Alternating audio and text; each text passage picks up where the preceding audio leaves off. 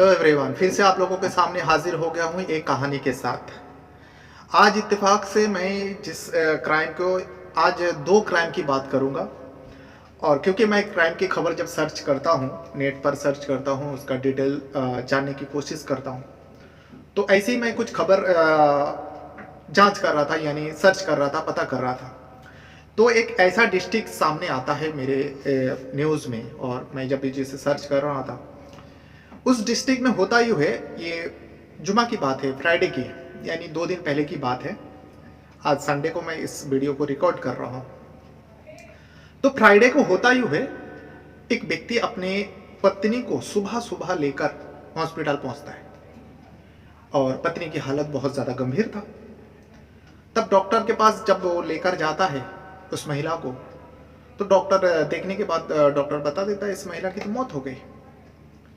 उस पर वो व्यक्ति ना तो आश्चर्य होता है ना कुछ उसे तकलीफ होती है। पूछा जाता है कौन है, तो कहता है मेरी पत्नी है।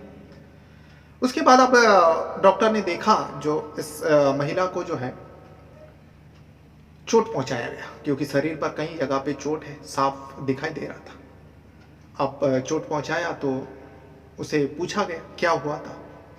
इस पर वो व्यक्ति झूठ नहीं बोलता है, वो व्यक्ति सच बताता है। वो व्यक्ति बताता है मैं मारा हूं और रात भर पिटाई किया हूं। ऐसी खबरें मिलती है तो डॉक्टर का टीम जो है फौरन पुलिस को खबर देती है, जो नज़दीकी पुलिस स्टेशन है।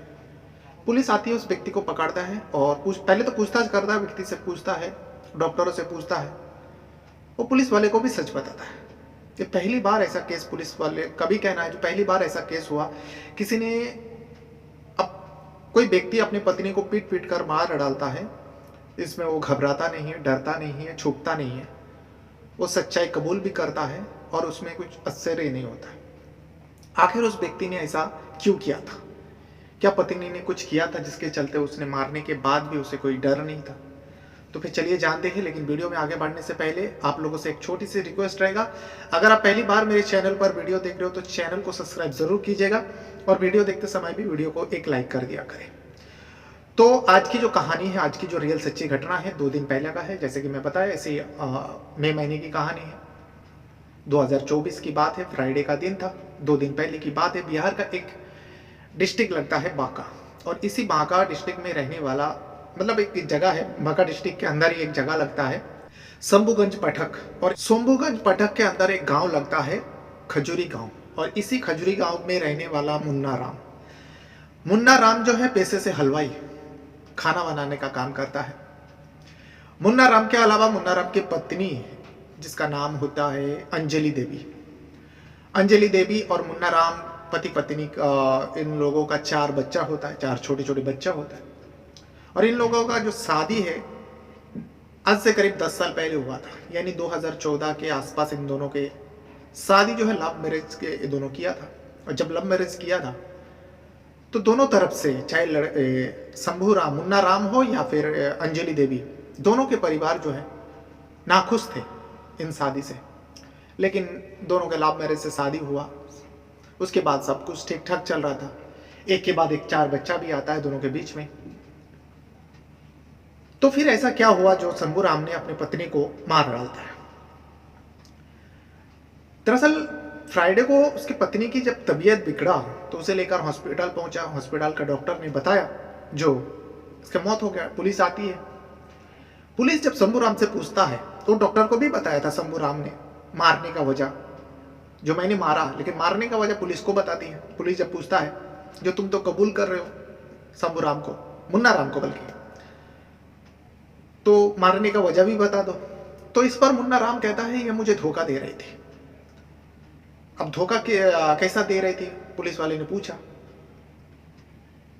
तो वो कह रहा था मुन्ना राम, जो आज से पहले करीब हम लोग 2 साल पहले हैदराबाद रहा करते थे कामकाज के सिलसिले में, पति पत्नी और जो बच्चे थे, हमारा पूरा फैमिली जो हैदराबाद में रहा करते। और इसी हैदराबाद में रहते हुए मेरे पत्नी जो है अंजलि देवी का किसी एक लड़का के साथ, जो हमारी बगल का गांव का रहने वाला होता है, राकेश कुमार के साथ उसका अफेयर हो जाता है हैदराबाद के अंदर। और इस बात को मुझे पता चला हैदराबाद में ही रहते हुए। तब जो है मुझे बहुत तकलीफ होती है। जो हम दोनों का प्यार में क्या कमी है, मेरे प्यार में क्या कमी है जो मेरी पत्नी गैर मर्द के साथ वो आंखें लड़ाए। इस बात को लेकर अक्सर झगड़ा होता था हैदराबाद में, लेकिन अंजलि देवी बाज नहीं आ रही थी। मैंने बच्चों का हवाला दिया, फिर भी वो नहीं सुनती थी। आखिरकार मजबूरन मुझे वहाँ का अच्छा खासा काम हो रहा था, वहाँ सब कुछ हो रहा था। वहाँ के काम छोड़कर मैं अपने गांव चला आता हूँ, खजूरी गांव।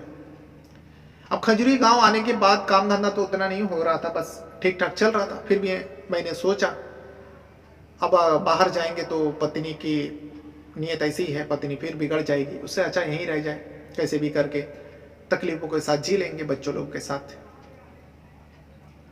लेकिन इसी बीच पता चलता है मैं अलग अलग जगह पे काम पर जाता हूँ, जहाँ पे भी ऑर्डर मिलता है मैं जाता हूँ। तो मुझे पता चलता है जो हैदराबाद में जो लड़का रहा करता था राकेश कुमार, वो भी अपने गांव लौट आया है। और राकेश कुमार आजकल मेरे गांव के चक्कर काट रहा है और मेरे ही घर के आसपास। ये किसी ने मुझे कान में ये खबर दी और ये कहा, वो लोग जानते नहीं था जो हैदराबाद में क्या हुआ था नहीं हुआ था, क्यों वापस आ गया। मैंने किसी को ये बात बताई नहीं, घर की बदनामी होगी। लेकिन किसी ने बताया जो एक पड़ोस के गांव का लड़का है, और मुझे पता था वो पड़ोस का ही गांव का है, मैं जानता था उसे राकेश कुमार को। तो किसी ने बताया जो पड़ोस के गांव का एक लड़का है राकेश कुमार करके, आजकल तुम्हारे घर के आसपास बहुत घुमा करता है। इस बात को सुनने के बाद मैं जब अंजलि से पूछता हूँ जो राकेश कुमार क्या यहाँ पे आता है, मिलता है, बातचीत करता है, तो इसमें अंजलि इनकार कर देती है। और मुझे यकीन नहीं था, मुझे अंजलि के बातों पर यकीन नहीं हो रहा था, क्योंकि वो झूठ बोल रहे थे, साफ साफ मुझे मालूम पड़ रहा था। उसके बाद मैं उसका मोबाइल खंगाला तो एक नंबर मुझे मिलता है। उस नंबर को जब मैं अपने मोबाइल का नंबर से बात करता तो पता चलता है वो राकेश कुमार का नंबर है। मैं उसको धमकाता हूँ और उसे कह देता हूँ दोबारा मेरी पत्नी के मोबाइल पर फ़ोन मत करना, नहीं तो तेरे लिए बहुत बुरा होगा। उसके बाद राकेश कुमार कहता है ठीक है कोई बात नहीं, गलती हो गया, दोबारा नहीं करेंगे, बस यही हालचाल पूछने के लिए फ़ोन किया था। लेकिन मुझे डाउट हो रहा था, मेरे पीठ पीछे जो मेरी पत्नी है उस राकेश कुमार से बातचीत करते हैं। फिर एक दिन मेरी घर के पास में रहने वाला एक व्यक्ति ने कहा, जो वो पड़ोसी, तुम जब चले जाते हो एक लड़का आता है इस घर में। जब इसे बात सुनता है, सुनने के बाद राकेश कुमार जो मुन्ना राम होता है बहुत गुस्सा होता है। गुस्सा होने के बाद ही जो है, शुक्रवार के दिन था, वो अपने पत्नी को पीटने लगता है, मारने लगता है, बहुत ज़्यादा धुलाई करता है। बच्चे लोग भी रो रहे थे, रात के वक्त मार रहा था। ये गुरुवार और फ्राइडे के जो रात आती है, उस रात को बहुत पिटाई कर रहे थे। पिटाई करने के बाद वो सो जाती है, मतलब अंजलि अपने कमरे में बच्चों के साथ सो जाती है। फिर मैं देखता हूँ रात के वक्त करीब 2 बजे उसका फ़ोन का घंटी बज रहा, रिंग बज रहा है। वो मेरे डर के बारे में वो फ़ोन नहीं उठा पा रही थी। तभी मैं जाकर देखा, नंबर वो राकेश कुमार का नंबर था। तब मुझे जो है बहुत ज़्यादा गुस्सा आता है, और इसी गुस्से में आकर मैं अपनी पत्नी अंजलि देवी का गला घोट देता हूँ। जब मैं गला घोट रहा था तब मेरी बड़ी लड़की जो है वो कह रही थी, पापा ये क्या कर रहे हो? तो मैंने उसे कहा, कुछ नहीं बेटा, सो जा, तुम्हारी मम्मी के सर पे दर्द हो रहा है इसीलिए मैं सर दबा रहा हूँ। ये कह के मैं अपने बच्चे को सुला देता हूँ और मैं उसका गला घोट देता हूँ। मैं गुस्से में बहुत था और मुझे पता नहीं था ये मर गया। मुझे लगा चलो बेहोश हो गए। फिर सुबह होती है, मेरा थोड़ा गुस्सा ठंडा होता है। मैं अंजलि को लेकर हॉस्पिटल पहुंचता हूँ और हॉस्पिटल पहुंचने के बाद डॉक्टर जब इसे चेकअप करता है, देखता है, तब डॉक्टर ने कहा जो इसके तो मौत हो गया। डॉक्टर ने कहा कौन है? मैंने कहा पत्नी है। ये साफ साफ जो है मुन्ना राम पुलिस वाले को भी तहरीर देता है। अब पुलिस उसी के कहने पर उसके ऊपर 302 का धारा लगाता है। उसने मर्डर जो किया है, भले ही गुस्से में करे या किसी भी वजह से करे, वजह भी उसने बताया। जब अंजलि देवी का मोबाइल में खंगाला तो देखा गया, हाँ एक लड़के का नंबर है, राकेश कुमार से भी पूछताछ किया जा रहा है। राकेश कुमार भी मानता है जो हाँ हम दोनों बात करते हैं। लेकिन यहाँ पर देखा जाए 4 बच्चा अनाथ हो गया। पिता रहते हुए भी पिता अब जेल में रहेंगे क्योंकि उनके ऊपर 302 का धारा लग जाता है मुन्ना राम के ऊपर। और पत्नी जो अंजलि देवी होती है, जो माँ होती है 4 बच्चों की, उनके तो मौत हो गई। और इनके जो परिवार है ये भी कहीं ना कहीं इन लोगों से इतना नज़दीकियाँ नहीं रहता है, चाहे मुन्ना राम के परिवार हो यानी घर वाले, माता पिता, इन बच्चों लोग का दादा दादी, या फिर अंजलि देवी का माता पिता यानी बच्चे लोग का नाना नानी, इन लोग भी इन लोगों से बातचीत नहीं करता था। अब बेटी के मौत के बाद वो लोग कहाँ से अपनाएंगे। और वही मुन्ना राम के परिवार का भी वही हाल है। इन लोग शादी से नाखुश था, लेकिन ये जो घटना है बड़ी दुखद है, जहाँ पर 4 छोटे छोटे बच्चे के ऊपर से माँ बाप का साया उड़ जाती है। तो ये था वो खबर जो बिहार प्रदेश का एक जगह डिस्ट्रिक्ट लगता है बांका, और इसी बांका डिस्ट्रिक्ट का ये घटना थी। अब मैं आपको, जैसे कि मैं शुरुआत में ही बोला, जो एक ही डिस्ट्रिक्ट का 2 खबर मेरे सामने आती है। यहाँ पर पत्नी के अवैध संबंध को लेकर पति पीट पीट कर पत्नी को मार डालता है, 4 बच्चों की माँ होती है। लेकिन अभी इसी बांका शहर का और एक खबर मैं देखा पढ़ा, तो ये बिल्कुल अजीब है। इसे सुनने के बाद आप भी सोचेंगे जो हमारे समझ में ऐसा कैसे हो सकता है। बाकायदा पंचायत बैठता है इस मामले को लेकर, इस घटना को लेकर पंचायत भी बैठता है। पंचायत में भी साफ साफ ये फैसला, कभी कभार ऐसा पंचायत का भी फैसला होता है जिसे यकीन करना मुश्किल हो जाता है, जो पंचायत ऐसा कैसे फैसला दे सकता है। इस न्यूज़ को सुनने के बाद, इस खबर को सुनने के बाद आपको भी लगेगा नहीं ये सच नहीं हो सकता, लेकिन ये रियल सच्ची घटना है। तभी आप मेरी वीडियो पे देख रहे हो, मेरे चैनल पर आप इस वीडियो को देख रहे हो, क्योंकि मैं फेक खबर बिल्कुल नहीं बताता। जैसे कि मैं बता रहा हूँ, बार बार बता रहा हूँ, बिहार का बांका डिस्ट्रिक्ट का है। आप चाहे तो सर्च करोगे, आपको आसानी से मिल जाएगा। तो घटना कुछ इस तरीके से है। इसी बांका डिस्ट्रिक्ट में एक परिवार रहा करता है, दिलेश्वर का परिवार। दिलेश्वर की पत्नी गीता देवी और इन दोनों का जो एक लड़की होती है। अब इन दोनों उम्र दराज है। दिलेश्वर जो है 55 साल का व्यक्ति होता है और गीता देवी की उम्र जो है 45 साल वो होता है। यानी दोनों बुजुर्ग। बेटी की शादी भी हो चुकी है। बेटी की शादी जिस लड़का से करवाया था उसका नाम है सिकंदर यादव। अब सिकंदर यादव अपनी पत्नी को लेकर, यानी दिलेश्वर और गीता देवी की बेटी को लेकर उसी घर में रहा करते थे, यानी ससुराल में वो रहा करता था दिलेश्वर। कुछ समय चला, ठीक ठाक चला, सब कुछ ठीक ठाक चला। लेकिन इसी बीच जो है दिलेश्वर और गीता देवी की बेटी का मौत हो जाती है किसी वजह से। सिकंदर यादव का पत्नी की मौत हो जाती है। अब मौत हो जाने के बाद भी दिलेश्वर जो है उसी ससुराल में पड़ा रहता है। सब कुछ जैसा पहले चल रहा था अभी भी वैसा ही चल रहा था। इसी बीच दिलेश्वर को लग रहा था जो मेरा जो दामाद है सिकंदर, अब बेटी की मौत हो गई लेकिन सिकंदर इस हिसाब से मेरी पत्नी से बातचीत करता है, ऐसा लगता नहीं जो ये दोनों सास और दामाद है। क्योंकि सास और दामाद में एक बेटे और माँ का रिश्ता होता है, और माँ बेटे के बीच में बहुत सारी पर्दा रहती है। खास करके दामाद हो तो बेटे से, फिर भी अगर जन्म देने वाली माँ हो तो बेटे से उतना पर्दा नहीं करते, लेकिन दामाद से पर्दा करते हमारे समाज में, ये देखा गया है।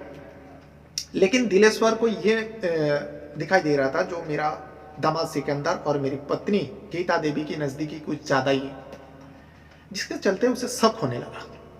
अब वो ये भी सोचने लगा जो मेरा बहम हो सकता है, मेरी पत्नी 45 साल की है और मेरा दामाद अभी नौजवान है, ये रिश्ता भी अगर मैं शक भी करूं तो ये गलत है, क्योंकि एक दामाद और सास यानी माँ बेटे के जैसा रिश्ता है, वो सोचने लगता है।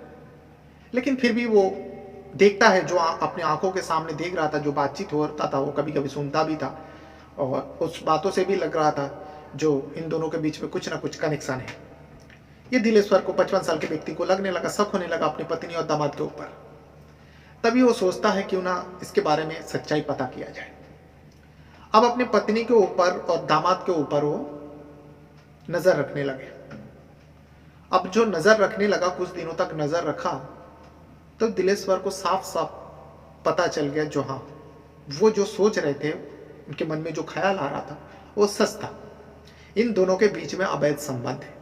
बाकी इसे सुनने के बाद भी अजीब लगता है जो एक दामाद और सास के बीच में कैसे अवैध संबंध, और उसी घर में रहकर ससुर रहते हुए भी, उस महिला, उस औरत के पति रहते हुए भी दामाद के साथ। अब इस बात को लेकर दोनों को डांटते हैं, फटकारते हैं, समझाने की कोशिश करता है इज्जत के खातिर। दोनों को बताया जाता है संभाल जाओ, लोग थूकेंगे। लेकिन ये दोनों जो है दुनिया की परवाह ना करते हुए दोनों प्यार का इजहार कर रहा था दिलेश्वर के सामने, जो हम दोनों एक दूसरे को पसंद करते, एक दूसरे को चाहते हैं। बड़ी शर्मसार वाली बात है ये, उस महिला के लिए भी और इस सिकंदर दामाद के लिए भी। अब जब दिलेश्वर के सामने ये लोग खुला खुला प्यार का इजहार करने लगा, अपने संबंधों का इजहार करने लगा, अब दिलेश्वर करे तो क्या करे। दिलेश्वर आखिरकार पंचायत बैठाता है, अपने दामाद और पत्नी को लेकर लाज शर्म को दूर रखते हुए, जो ऐसा ना हो ये लोग भाग जाए या कुछ कर बैठे, उससे अच्छा है अगर पंचायत फैसला कर देता तो अच्छा होगा, और जो मेरा दामाद है सिकंदर, इस घर से उसको निकाल दिया जाएगा, पंचायत का फैसला यही होगा। दिलेश्वर को 100% लगा था, सबको जो भी सुना सबको ही लगा। पंचायत बैठता है और बाकायदा गीता देवी और सिकंदर को उस पंचायत में बिठाया जाता है, दोनों से पूछताछ किया जाता है। सब कुछ दोनों सच सच बता रहा था। आज की कहानी में, दोनों कहानी में बिल्कुल ऐसे ही होता है, इसमें ये लोग छुपाता नहीं है।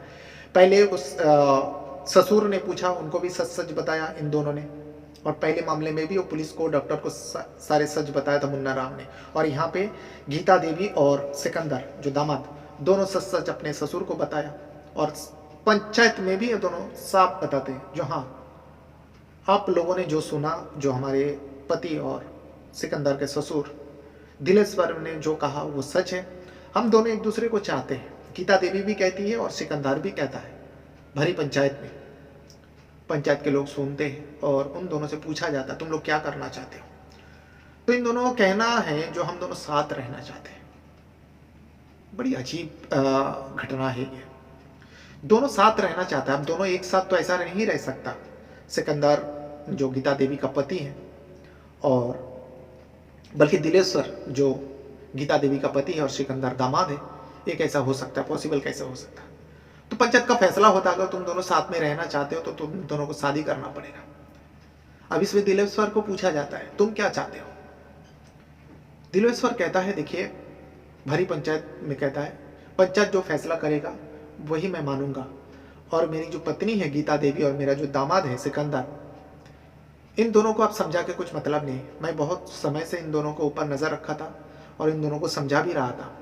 इन दोनों ने रिश्ते को तार तार करने पर तुले हुए हैं। अगर मैं इन दोनों का खिलाफ भी जाऊं तो मतलब नहीं होगा। हो सकता है कुछ दिनों बाद ये दोनों यहाँ से भाग जाए, तो उससे अच्छा जो फैसला पंचायत करेगा वही मुझे मंजूर है। अब यहाँ पंचायत का फैसला जो है बड़ी अजीब होता है। यहाँ गीता देवी भी मानते हैं और सिकंदर भी मानते हैं हम दोनों साथ रहना चाहते हैं। तो पंचायत कहता है अगर तुम दोनों को साथ रहना है तो तुम दोनों को शादी करना पड़ेगा, ऐसे तो तुम लोग नहीं रह सकते। पंचायत का फैसला होता है, उसके बाद दोनों जो है सिकंदर दामाद और गीता देवी जो सास, दोनों शादी के बंधन में बंध जाते हैं, दोनों शादी कर लेते हैं और पंचायत के सामने शादी होता है। बाकी पंचायत के लोग जो भी मौजूद थे वो लोग ताली बजाते हैं और उन दोनों का शादी उसी जगह पर हो जाती, करवा दी जाती है।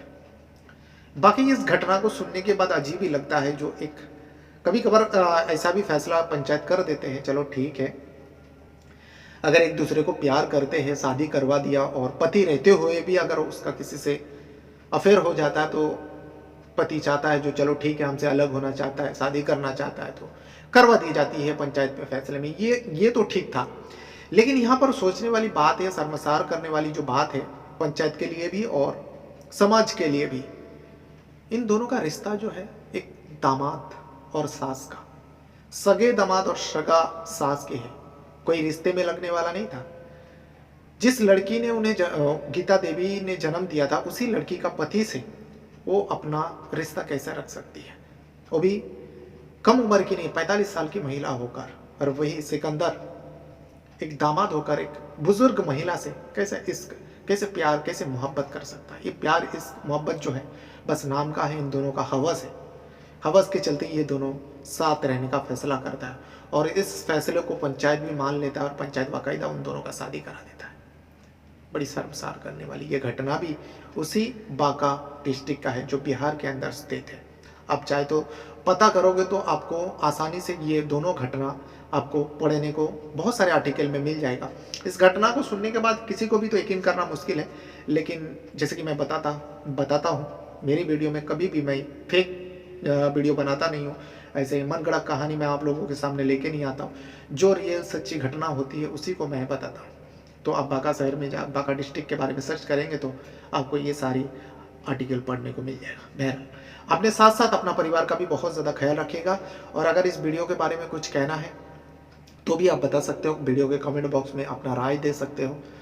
अगर आप कुछ और इन्फॉर्मेशन देना चाहते हो या आपके पास कुछ कहानियाँ हैं जो मुझे साझा करना चाहते हो तो वीडियो के कमेंट बॉक्स में आप बताइएगा, या फिर किसी आर्टिकल का लिंक अगर भेजना चाहते हो तो भी आप वीडियो के कमेंट बॉक्स में भेजिएगा। मैं उस आर्टिकल को पढ़ूंगा और उसके ऊपर भी अगर कहानी बनती है, सच्ची होती है, तो मैं आपके बताए गए कहानी को भी मैं अपनी वीडियो में शामिल करूंगा। इस वीडियो को देखने के लिए आपका बहुत बहुत धन्यवाद करता हूँ। Thank you very much.